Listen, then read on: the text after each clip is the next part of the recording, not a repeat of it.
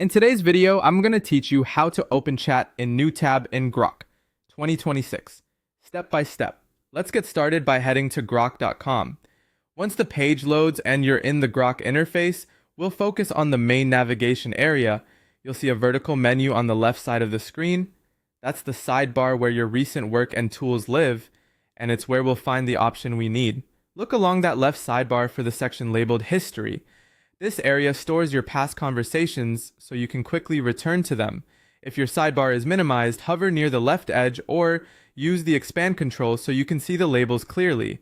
Click History to open your list of past chats. You should now see a scrollable panel with your conversation titles. Each entry represents a different chat session, and the titles help you recognize which is which.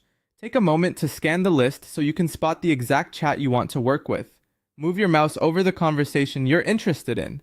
When you hover over a chat entry, small action icons appear beside the title.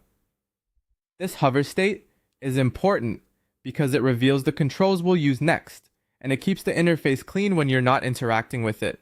Find the chat you want to open in a separate browser tab. Look just to the side of that chat's title for the new tab icon. It typically looks like a small square with an arrow pointing out of it, indicating open externally or open in new tab. If you don't see it right away, keep your cursor hovering directly over the chat entry. Click the new tab icon. Your browser will open that conversation in a fresh tab so you can keep it separate from your main Grok window. Most browsers place the new tab to the right of your current one.